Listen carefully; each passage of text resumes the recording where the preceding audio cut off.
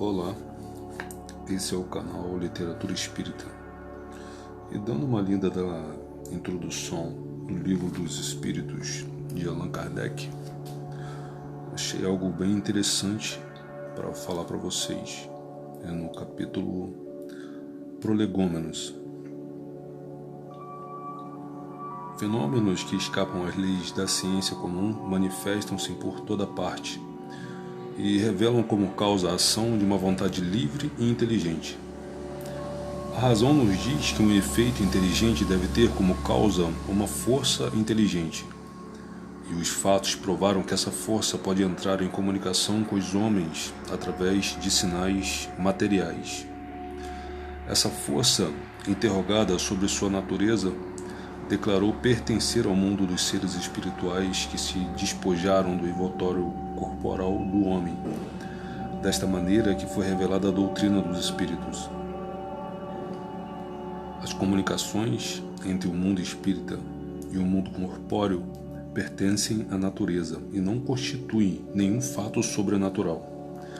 É por isso que encontramos os seus traços entre todos os povos, em todas as épocas. Hoje, elas são gerais e evidentes por todo o mundo.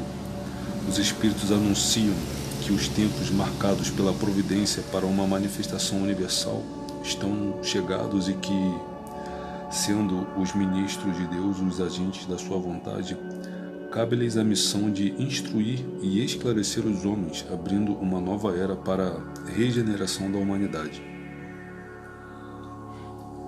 Este livro é o compêndio dos seus ensinamentos. Foi escrito por ordem e sob ditado dos espíritos superiores, para estabelecer os fundamentos de uma filosofia racional, livre dos prejuízos do espírito de sistema.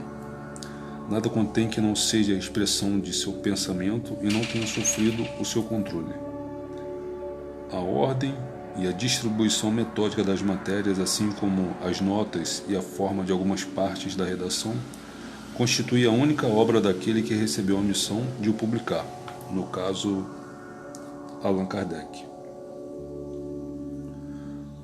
No número dos espíritos que concorreram para a realização desta obra, há muitos que viveram em diferentes épocas na Terra, onde pregaram e praticaram a virtude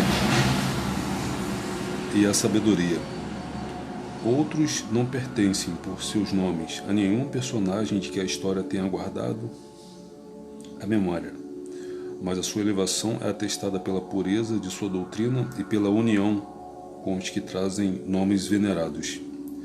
Eis os termos em que nos deram, por escrito e por meio de muitos médiuns, a missão de escrever esse livro.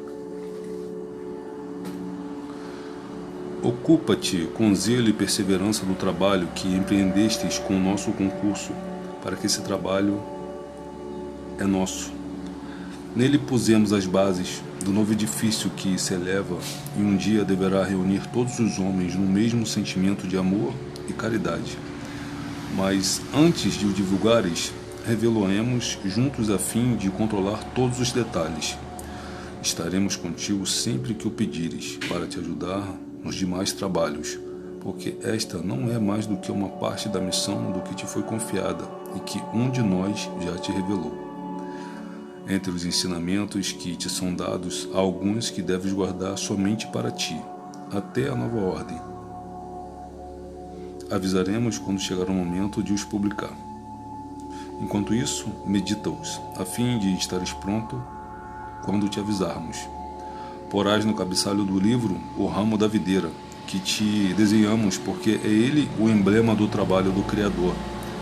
Todos os princípios materiais que podem melhor representar o corpo e o espírito nele se encontram reunidos. O corpo é o ramo, o espírito é a seiva, a alma ou o espírito ligado à matéria é o bago. O homem quita essência, o espírito pelo trabalho, e tu sabes que não é senão pelo trabalho do corpo que o espírito adquire conhecimentos. Não te deixes desencorajar pela crítica. Encontrarás contraditores e encarniçados, sobretudo entre as pessoas interessadas em trapaças. encontrá-los-á mesmo entre os espíritos, pois aqueles que não são completamente desmaterializados procuram muitas vezes semear a dúvida, por malícia ou por ignorância. Mas prossegue sempre, crê em Deus e marcha confiante. Aqui estaremos para te sustentar e aproxima-se o tempo em que a verdade brilhará por toda parte. A vaidade de certos homens que creem saber tudo e tudo querem explicar à sua maneira dará origem às opiniões dissidentes, mas todos os que tiverem em vista o grande princípio de Jesus se confundirão no mesmo sentimento de amor ao bem e se unirão por um laço fraterno que envolverá o mundo inteiro. Deixarão de lado as mesquinhas disputas de palavras para somente se ocuparem das coisas essenciais. E a doutrina será sempre a mesma, quanto ao fundo, para todos os que receberem as comunicações dos espíritos superiores. É com perseverança que chegamos a recolher o fruto dos teus trabalhos. A satisfação que terás vendo a doutrina propagar-se e bem compreendida será para ti uma recompensa, cujo valor total conhecerás talvez mais no futuro do que no presente.